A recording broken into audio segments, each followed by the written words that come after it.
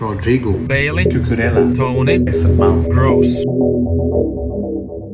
Marco, we are in game week 3. Quite a few of us have kept 2 transfers in check. People like me, I used my 1 transfer. So do you also feel the same? This is now the time to really now make moves. We have 2 weeks of information now. Yeah, I couldn't agree more because the first 2 game weeks were a little bit on autopilot. If you had Kane, then you pretty much your transfer was to do Kane to Haaland. And if you had Haaland, then most people probably just saved a transfer. So it was pretty autopilot mode going a couple of weeks, but now we have a little bit more data and it's getting to the fun part now, I think. So, all right, we are here to discuss the transfer list of players we can need to look at the next 5 to 6 game weeks perspective. But before that, let's take a look at the fixtures that we have at hand. Yeah, I really like the look of Brighton fixtures and Brentford as well. And of course, the big teams are still looking strong. Arsenal, City, Chelsea. Then some other teams I think you have to think about rotation maybe because they have pretty tough fixtures every now and then. So Newcastle you could play for Trippier, for example. He has good fixture. He has bad fixture in City, but then he has Wolves and he has Crystal Palace, but he also has Liverpool between them. So you have to think about rotation a little bit. As you can see on the ticker, top teams, they have pretty smooth sailing all the way to game week 8. Yeah, absolutely. International break is after game week 8. Brighton, Brentford, Arsenal, Chelsea. Obviously, City is at number 4. Most of us have at least 2 assets from there. I think apart from these 4 teams, if I were to look down, Leeds, the way they have started, they have scored I think 4 goals in the first 2 games. Nottingham Forest did start well at home, so they're definitely a team. People would be looking at when they play at home, especially. I think there's only 1 asset as of now. Tottenham is not bad either. Wolves, Nottingham Forest, Fulham, Leicester. Obviously, they have City as well, but you will always have 1 or 2 Tottenham assets as well. In Liverpool, it's always a question about which 3 and not 2 or 3. So, yeah, is it the same? Is it the same conundrum with you? Yeah, that's pretty much it. Personally, I'm in the Team Robertson right now, but we'll see if I'll be in that boat soon. I don't know. I have to think about it a little bit. So I just listed down a few players out of these 4 teams which we can look at. Well, I'm thinking for Brighton, you could add Sanchez as a goalkeeper if you want, but I think most people are not using transfers necessarily on goalkeepers. So if you don't have him, then maybe you're not gonna be getting him in. But if you don't have anything else to do and your team looks otherwise fine, I think Sanchez is a good option. Also, maybe Danny Welbeck, at least in the first game, he posted pretty good stats in the first game. Could have some potential in him. Potter has some history of rotating quite often, so it's a little bit dangerous maybe. But I think those 2 that you mentioned are maybe the primary targets. You have to get into the defense. As you said, Sanchez or one of the defenders. Yeah. And they are cheap assets. If you look at their opponents, West Ham away, of course, that might be a tricky one, but West Ham hasn't started well as well. They were very wasteful against Nottingham Forest. Yeah. Then you have Leeds home, Fulham away, Leicester home, Bournemouth away, Crystal Palace home. As in these 6 games, I can easily see around 2 to 3 clean sheets, if not more. Yeah, I agree with that for sure. And many people are having the problem of having Bailey in their team. So I think Pascal Gross is a great option to transfer Bailey out if you have the money, because he costs 0.6 million more. But if you have that in the bank, or maybe if you use 2 transfers, I think he's a great option to have. He's been looking very good. Absolutely, and they have played amazing football as well. When they went to Old Trafford, they were not just sitting back; they were giving it to United. They kind of figured that United is not really confident in the way they were moving the ball. Obviously, Lisandro Martinez is somebody who was new at the back. They were trying to, use his height or lack of height at the back. By sending long balls, and I think that's what Brentford did as well. So Brighton does look. They started well as well last year. So it's always after the 8 or 10 game weeks they kind of stutter. Brentford. What any these are the top 3 assets for you as well, or would you like to add Mbumo or another defender or your Raya? Yeah, Raya, for goalkeeper is a great option as well. And Tony, I really like him as a player. I like watching him play. Like if you had Darwin, for example, and you need to get him out, and you don't feel like getting a different Liverpool player, which I think a lot of people will probably do. But if you don't want to do that, then I think Tony is a good option. He'll free up some funds and a very good option. I think it's a great. It's people who went for Darwin. Obviously, unfortunately, sorry to you guys, but this is a very easy move to Tony now. Yeah, that is true. Yeah, only thing if you need a little bit more money to get Robertson or Diaz, then you need to get a bench fodder for him. But Tony is a very good option, I think. And Da Silva, I own him as well. He's a guy who I wouldn't feel comfortable starting every week, at least for now. He scored 2 goals, but from a very low XG, and David De Gea really, really gave that goal. Really gave that goal in that Manchester United game. So I don't feel comfortable yet starting him. I could see that changing if he's performing well, but right now I'd say it's a good option to have at 4.6 on your bench. But and Jensen, I've kind of missed the boat on him. Can you tell me maybe a little bit more about how he's played? So Jensen was all over the park against United. He was extremely high pressing with the whole team.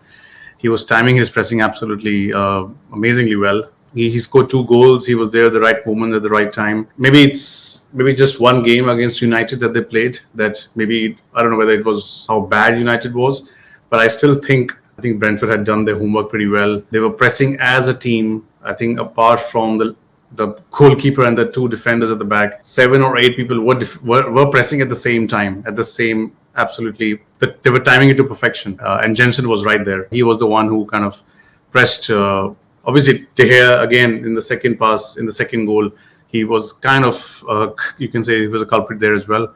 But it was Jensen who kind of pressed Eriksen really, really well. Eriksen didn't really know where to go. He tried to pass it to his right, but Jensen was right there. And he finished well. He could have easily given it to Tony, but he finished it pretty well. Pretty confidently, he finished it. One to keep an eye out for sure. Yeah, absolutely. But if Brentford assets have to be looked at, it's got to be, I think, Tony, Raya. Arsenal, who do you have currently with you? I have Ramsdale, Martinelli, and Jesus. Jesus, pretty much everyone else has, and Martinelli is quite high owned as well. The third position, I guess, is the most interesting question. Saka has not looked that great this far. Like his positioning, I haven't been impressed. I think Martinelli has been way more dangerous. Of course, it's only 2 games, so it's hard to say if it's just been these 2 games. I have to see a little bit more. For now, I feel like Martinelli at 6 million is a steal. And the fixtures are on their side, so Saka could be getting good points from now on, but it's a little bit of a question mark for me.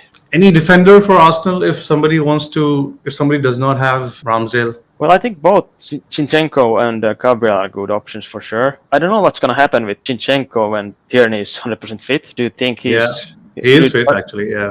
Yeah, do you think he's going to keep his place? Or if he doesn't keep his place, do you think he's going to play midfield? Zinchenko started well. He's been bought, so obviously he was to start. Though fortunately for him, Tierney wasn't fit. Now he's completely fit. He was fit for the last game. But come the Europa League, I'm sure you will see a lot of rotation there as well. So I would say it's a little risky to really go for either Zinchenko or Tierney. I would be happier with either Gabriel or even Saliba. Saliba at 4.5, I think he's an excellent option, and he costs 0.5 less. And the thing is, there's a lot of good 5 million and 4.5 million defenders in the game. So if it looks like the player you choose, let's say Saliba or Gabriel, loses their place or something, then there's a lot of good options in the game. So it shouldn't be that big of a problem even if that happens. Probably Gabriel and Saliba are safe for a while now. Again, if you see their opponents, Bournemouth, Fulham, Aston Villa, United, Everton, Brentford, it's I can see 3 or 4 clean sheets easy. So yeah, I've been looking at some clean sheet odds from FPL review from the massive data model. Yeah, and the next 3 games, they're all over 40% chance of clean sheet according to that. That's high. Yeah. Yep, that's high. Well, if somebody who does not have Ramsdale can definitely go for a Gabriel or a Saliba. Chelsea, obviously, most of us, I think around 47 to 48% of managers have Reece James. If you were to look at the second or third asset, because their fixtures are turning quite favourable, Leeds next, Leicester next, and Southampton, West Ham, Fulham. So next 5 are absolutely cream. The way they played against Tottenham, they were super impressive. Especially Reece James. So what are the assets that you think can be looked at? Should triple up Chelsea looks looks good as of now, or yeah, maybe triple up is quite a little bit extreme to my taste personally. The fixtures right? certainly are they're great. So in that sense, if someone wants to go for it, then I think that's fine. But for me, it's a little bit too extreme. I think I have Reece James, but then I'm thinking about Cucurella myself because yeah, he has some minutes risk for sure, but he's Yeah, only 5 million and he has attacking threat, and I hope he's gonna. I think he's the first choice left wing back for at least a few game weeks now. So if he gets, let's say, Leeds, Leicester, and Southampton, then I think he might be getting a lot of points. And even right. when he's gonna get benched some games, but I think he also has potential to play left centre back, possibly. I'm not sure if they're gonna do that or not. But I think there's been some speculation that he might, so he might be getting minutes that way as well. I think Chilwell probably needs more rest than Cucurella. Cucurella looks really fit right now. So Absolutely, yeah. So I Hey, think, even last season with Brighton, he was yeah, non-stop. He was playing 90 minutes every game. I don't think he missed too many games with injuries. So yeah. if that's with the history that Chelsea defenders have had with injuries, Yeah, I think he fits right well. I think it's definitely worth the risk at his price. And then Mason Mount, we all know he's a quality player, and I have not been that impressed with him for the first couple of games. When I'm looking at 8 million assets, I might a little bit wait and see with Mount. Especially with Darwin now out for 3 games. Yeah, I think now the points are now more concentrated towards Salah and Diaz, and obviously the defenders. So I'm not too sure who else is going to get points now in Liverpool. Case for Diaz gets stronger. yeah, I couldn't agree more. And I messaged my friend like before the game that I'm a little bit worried at what's going to happen with Salah and his role and his points with Darwin. And after the game, I messaged him that luckily I don't have to worry about that next 3 games now that he got red card. Diaz is going to be maybe number 1 8 million option now that Darwin. Yeah, absolutely, that's true. But to be honest, on Salah's point, even obviously Darwin got red carded around 64th, 65th minute. But till that time, he had 6 touches in the penalty box. But as if you compare that number to Salah, who had 10, versus Diaz, who had 9. So I still feel that he is getting into the right places. I watched the game. He just had 1 shot on target, but he was right there at the striker's position. Against Fulham in the first game week, there were situations where they were right next to each other. So it's again still it's too early, and now obviously he's red carded, so we can only wait till game week 6. Yeah, and I watched the game as well, and I thought the same that Salah for sure he looked the same. He was very threatening in good positions, so it didn't really worry me even with Darwin playing. But all right, so out of these 4 teams, now let's just take a look at what are the other assets. If you were to kind of pick up, let's say we discuss about Leeds and other teams. So because what the community now is looking at is getting rid of 3 or 4 players, namely Bailey, or maybe they want to get rid of Saka and get Martinelli. People who have gone for Saka and not Martinelli. Neto is one that I've seen people. Neto is one, not Darwin, obviously. Yes, we just discussed about Pascal Gross, 2.07 of non-penalty XGI, with obviously across 2 games. As we were discussing before the stream, that it's consistent, but just a small sample. But it's something which is not sustainable. Yeah, those numbers are crazy good. Yeah, there's no way he could continue with that. But even with if he could get half of that, that would be great at his price range, I'd say. So this has been very encouraging, and I'm not 100% sure who's the penalty taker, but I think Gross might be. He might be the one. Yeah, it's a little bit open in there, I'd say, but I would love for them to get a penalty next game week, so I could know if he's on because penalty. Mope is gone, so it's either him or maybe Trossard. And his positioning has been very good, very promising. Exactly. He's getting into very, very threatening positions. So if you're looking for almost like-for-like replacement for Neto or Bailey, I think Gross is a great option to get. And as you can see on the list, Rodrigo is another one who's been posting great numbers. Leeds have played Southampton in game week 2, and they played Wolves in game week 1 at home. So these are the 2 teams who are not really known for their defense. But having said that, now Bamford is injured, unfortunately, yet again. Now I think all the focus would be on him. I was just seeing the stats when I was doing the weekend review. He generated 67% of his team's XG. So yeah, that's crazy. And he's right there in XG as well. And he's again across 2 games. Yep. Have we heard more about Bamford's injury? About how serious? No, not really. There's no confirmed news how long he's out for. But considering he left in the 30th minute or I think thereabouts, and not even waited till the halftime, it kind of shows that it looked a little serious. Okay, quote here on Premier Injury says, Bamford is not bad. He felt tightness in the adductor. He felt he wasn't 100%. He did not want to stress it. So that sounds, it's not too bad. So if it was more bad, I'd be more interested in Rodrigo for sure. I think his minutes would be nailed, probably playing as a striker. Right. Yeah, so he's always scored 3 goals. But last season he scored 4.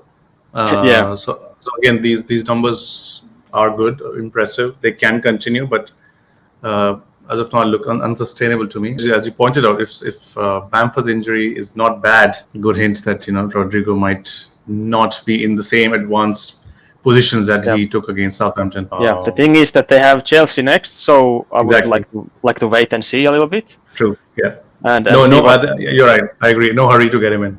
Next is Buendia. For me, he's a no because of his X minutes as of now. Yeah. Having said that, Coutinho has had a very average first 2 games, and he's definitely the replacement for Coutinho, as was seen against Everton. Coutinho somewhat looked very, very jaded, very exhausted. And Buendia looked very hungry the other day. Yeah, Buendia looked great, and his minutes have been.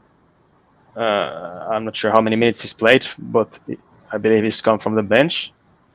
Yeah, he came from the bench around 60th minute, and I think he still posted those numbers. So I think he's looking pretty good.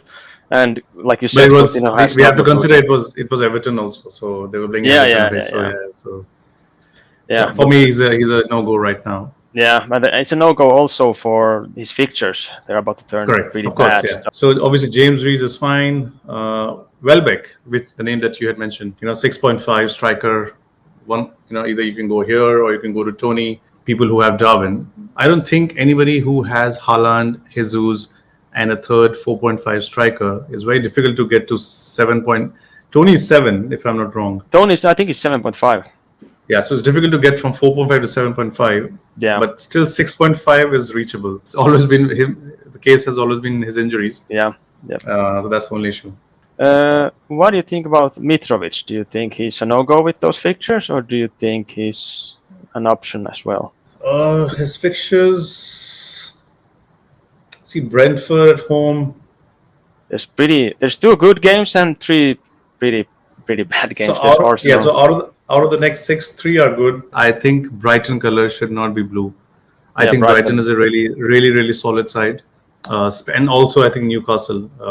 Newcastle, they have grey. I think Brighton should be the same. I think 2 games out of the next 6, yes, they did well against Liverpool, but I think Liverpool was found wanting. They were sleeping. I think they weren't really prepared for Gameweek 1. Though he did get a penalty kick in the last game as well, though he missed. He missed that one. Yeah. But I wouldn't go as of now. Yes, his price might go up, but I think I would. I agree. I agree. Okay, any other team? Nottingham Forest. I'm assuming most of us have Neco Williams already. Do you have Neco Williams? No, because I'm big at the back. I have 5. Oh yeah, of course, yeah. 5 more expensive defenders, but he posted like crazy good attacking numbers last game. Correct. So that was very impressive, and I think you could quite easily start him this game week against Everton if you had to. There's no problem with that, in my opinion. But in the long term, I don't feel comfortable starting because Nottingham's defensive numbers, like they kept a clean sheet, sure, but it was like Dean Henderson heroics. No, absolutely. I agree. Totally. So I don't trust them defensively yet. So I feel like it's a very good bench option, and that you can start every now and then. But I wouldn't trust him to start every. No, with him, you're right. With him, you can keep him for the rest of the season, and you can just pick few fixtures that you can play him. Like I said, Nottingham Forest at home. against the bottom half teams, I don't mind him playing. Yeah, I agree. If they can do what they did against West Ham, though West Ham was very wasteful, they should have scored at least 2 goals. Yeah, if you look at this fixture ticker, you see Bournemouth and Fulham coming home games, so I could easily play him in those games, no problem.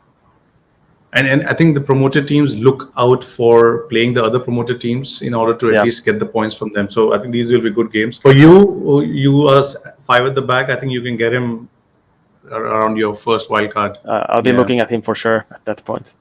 Wolves, again, the fixtures are not good, so let's not talk about them. I have zero interest in them right now. Correct. So between Gross and Dunk, who will be your pick? I'd say Gross. I'll take Brentford. I won't go near Da Silva for sure. I would still give Pereira more time. Jensen, I'm quite interested in him at 5 million. Bailey 5.5. He can directly go to 5. He's obviously short of 90 minutes as well. Tony definitely yes. If I have the money to get to it. I'd say even if they both have the same price, I'd probably pick Martinelli. I have liked. I think he's looked the first couple of games. He's been more threatening than Saka. Of course, the penalty situation is interesting. I'm waiting for the first penalty to see who takes it. Yeah, correct. Saka having penalties that rises his stock for sure. So that has to be taken into consideration. Chelsea, I would mount if I don't have 8 million. Though I have Foden, but Foden's minutes will obviously come under a little bit of problems. I think so will Mount because they're both are in Champions League. This whole thing about Mount playing well against bottom half teams, he has a good record against them. Yep. So I'm looking at Leeds, Southampton, Fulham. You never know with Leicester, the way Arsenal took Leicester off for 4 goals. You never know. You're right. First 2 game weeks he hasn't looked really impressive, but one of the games was Tottenham, so that's a tough one. So that can't be really taken. But against Everton he was a little disappointing. So I would go for Mount. I guess you would go for Cucurella. I would go for Cucurella personally. I think it's worth 5 million for sure. With a little bit of risk in minutes, but I think it's worth it for sure. A little bit off-topic question. What do you think about Gundogan at City? What do you think about him as well? That's a good one. A couple of things. He's now the captain. KDB is the vice captain. He looked super advanced. There's always been an issue about his physicality. He's, I think, 31, 32, turning 32. He's not the fittest of all. Gundogan, you will never see him play really deep. You will always see him play advanced. And he is the one who's going to be from the left hand side. He's the one who's going to be assisting, feeding Haaland a lot, whereas KDB would be doing it from the other side, or vice versa as well. So he's a very interesting option for me. So I can do. I have 8 million at Foden, like I said, but going from Foden to Gundogan, and with the Champions League coming up, not too sure. I think it will be good differential, and especially if Bernardo Silva leaves, it could be very good for his expected minutes. I'd say if Silva leaves, so he doesn't have as much competition. So I think it's one that I'm keeping an eye out. All right, this was good. We will be doing this weekly. We'll try to kind of looking at the fixtures, obviously. Basically, this series is not to pick up players for one or 2 game weeks. It is obviously look at the fixtures and then play the long-term game.